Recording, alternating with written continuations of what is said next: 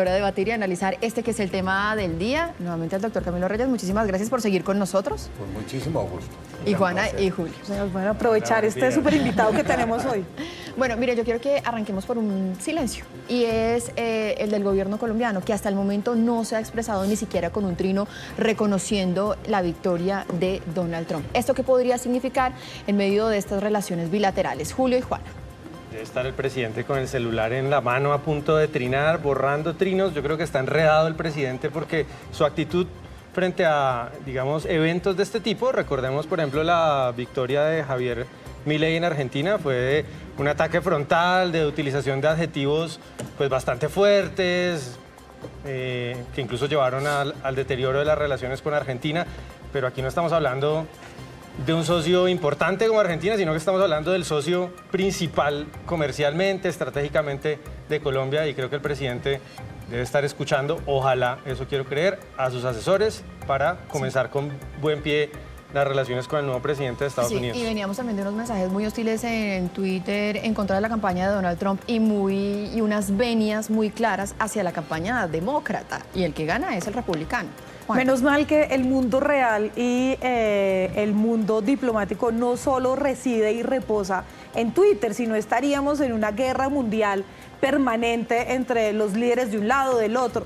Aquí hablábamos justamente hace un momento con Camilo de que Colombia cometió un error en cuanto a expresar su apoyo a una campaña y no a la otra, ¿no? Un Estado, el mejor de los escenarios, no se refiere antes y no da su apoyo a ninguna de las candidaturas antes de las elecciones, ¿no? Esto fue un gran error, pero también hablábamos del acierto del embajador que tenemos en este momento en Estados Unidos de Colombia, que es un tipo serio, que es un tipo que ha podido manejar esas relaciones, que ahora lo que le va a tocar es manejarlas con pincitas, porque esto no es fácil cuando llega Donald Trump al poder. Creo que para ningún Estado va a ser fácil llevar esas relaciones de una manera la más tranquila posible y mesurada.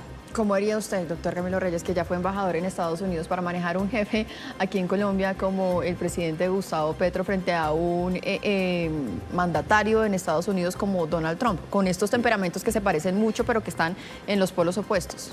Bueno, primero que todo, quiero señalar que me parece que es una muy buena idea que todavía no nos pronunciemos. Estoy de acuerdo contigo, porque yo realmente creo que es importante esperar, respirar, escoger muy bien las palabras, asesorarse muy bien antes de tener una primera expresión frente al nuevo presidente de los Estados Unidos. Segundo, quiero recordar que nuestro canciller, el doctor Murillo, viene de ser embajador en Washington. Y no solo viene de ser embajador en Washington, sino que ha sido durante mucho tiempo un operador importante en Washington. Él conoce esa sociedad, tiene una buena idea de cuáles son y cómo son, ¿no? Exactamente, las relaciones con los Estados Unidos. Entonces, a mí me parece que es bueno que nos tomemos un tiempito antes de pronunciarnos para que, reconociendo que había unas contradicciones fuertes anteriores, ahora hay una nueva realidad política. Sí. Y lo que hace la diplomacia es manejar la nueva realidad política para hacer posibles acciones conjuntas y entendimiento. Así es de que eso me parece pertinente hasta el momento. Ahora, muy importante ver cómo para un país como Colombia logramos institucionalizar la relación con los Estados Unidos dentro de unos parámetros que existieron durante mucho tiempo y que desafortunadamente, como lo decías tú ahorita, desafortunadamente hemos debilitado. Es muy importante mantener los instrumentos institucionales que manejaron la relación, porque esos instrumentos impiden la radicalización e impiden los extremos. Sí. Entonces, Colombia ha tenido, por ejemplo, una relación basada en el bipartidismo. Ha tenido una relación basada en el altísimo nivel de la cooperación militar y de policía. Sí. Ha tenido una relación basada en excelentes elementos de lo que es el empresariado. Empresas americanas que han operado por más de un siglo aquí. Hay muchas que tienen más de 100, 110, 120 años acá. Sí. Y lo último es que Colombia ha logrado mantener también una relación con lo que se llama el soft power, el poder blando en los Estados Unidos, las ONGs, las universidades, el mundo cultural. Colombia tiene ahí un prestigio para defender. Eso todo hay que defenderlo. Sí, miren, en medio de todo eso se conoce que ya hace algunos minutos Lula da Silva envió un mensaje felicitando justamente a Donald Trump. Es uno de esos presidentes que hacen parte de ese bloque de izquierda en la región. Y también pues lo que muchos dicen frente al tema del silencio, que también obviamente hay que tomárselo con precauciones, el silencio también es elocuente. Yo le sumaría, Maritza, un elemento importante político, y es que, digamos, los enemigos del gobierno de Petro en Estados Unidos quedaron muy empoderados después de ayer. No, Rick Scott, que es el senador de la Florida, Bernardo Moreno, que digamos no ha hablado mucho sobre temas colombianos, pero es una persona nacida en Colombia, muy del MAGA, el Make America Great Again, un republicano duro, trumpista. Que los republicanos no lo querían apoyar y fue directamente Donald Trump el que impulsó su candidatura. Mario Díaz y María Elvira Salazar, que quizás han sido los dos congresistas republicanos más fuertes contra Petro, seguramente van a atizar para que esas relaciones con el gobierno de Petro no sigan esos caminos institucionales, sino que se deterioren. Esta es una prueba para la diplomacia. Hablemos ahora de ese punto que habíamos tocado ahorita al inicio, y es que los republicanos también se quedan con el control del Congreso de la República, y lo mencionamos hace algunos minutos aquí en Noticias RCN, con una Corte Suprema de Justicia también muy conservadora.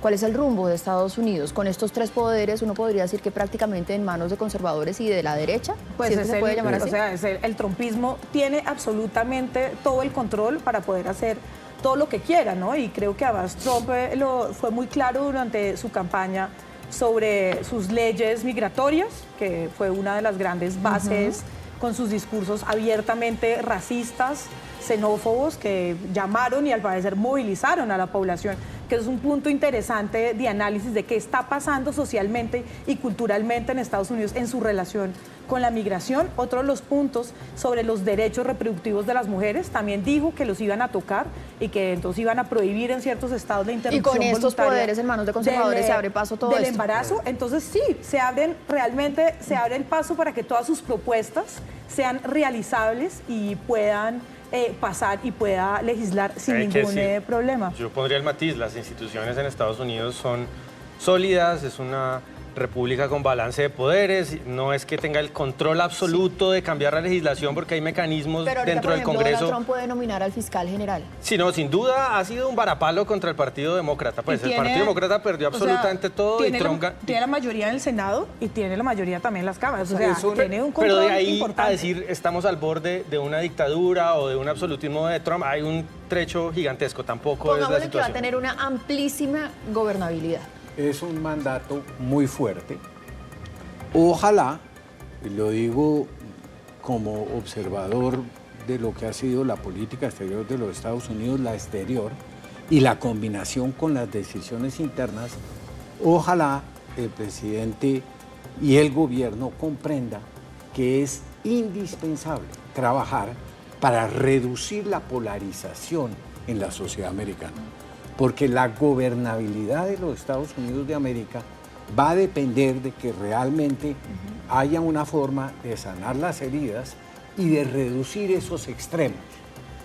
Ahora, el riesgo en que estamos es que el mandato desde la derecha y desde el Partido Republicano es fuertísimo. Evidentemente, como ya lo dijeron nuestros compañeros, pues los Estados Unidos hoy ya tienen una Cámara republicana, un Senado republicano y una Corte republicana. Sí.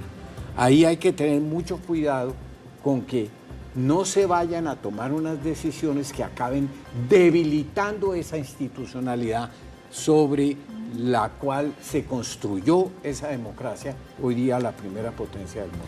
Ese es un buen punto, ¿no? Sobre la discusión de si está o no en riesgo la democracia en Estados Unidos con el control total de las instituciones. Miren, Claro. se me está acabando el tiempo, pero yo creo que hay un punto muy importante en esta elección que queda en juego, que va a generar muchísimas discusiones de ahora en adelante, y es la migración. ¿Qué va a pasar con los procesos migratorios, con los migrantes que están en Estados Unidos, con los que están tratando de pasar, con el muro en la frontera, después de lo que decía Juana, un discurso muy hostil, xenófobo por parte del que ya hoy es presidente reelecto en Estados Unidos? Muy rápidamente, doctor Camilo.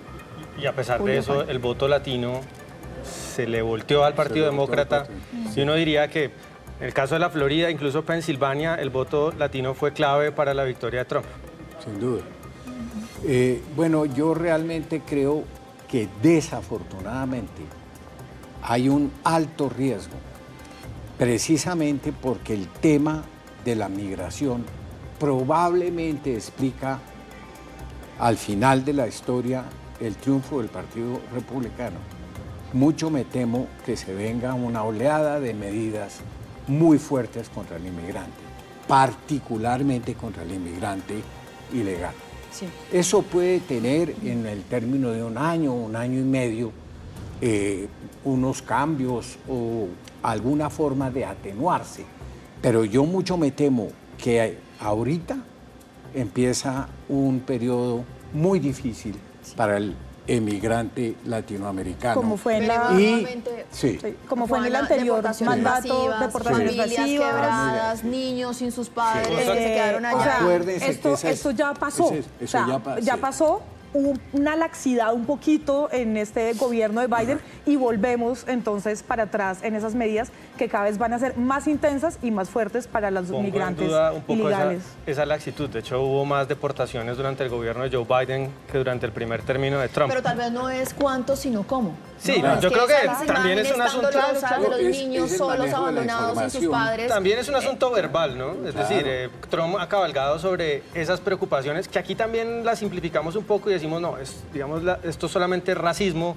No, en realidad los fenómenos de inmigración en Estados Unidos causan unos malestares y unos problemas pues que ellos entienden allá, ellos viven allá. En una nación compuesta y hecha de migrantes, que era lo maravilloso de la candidatura de Kamala Harris, que representaba su origen jamaiquino, origen indio, y que decía, bueno, esta es una nación que se conformó de migraciones extensas, que ahora rechaza completamente las migraciones.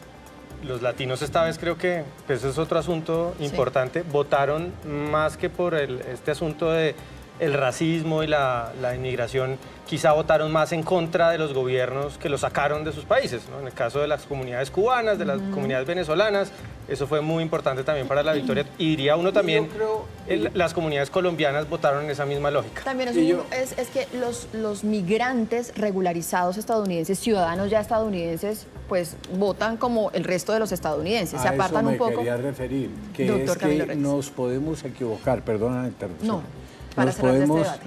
Nos podemos equivocar en lo siguiente y creer que esa categoría de migrantes que nosotros desde afuera la vemos así como una categoría, como un grupo, es homogénea y no lo es. Y no tienen un comportamiento político homogéneo.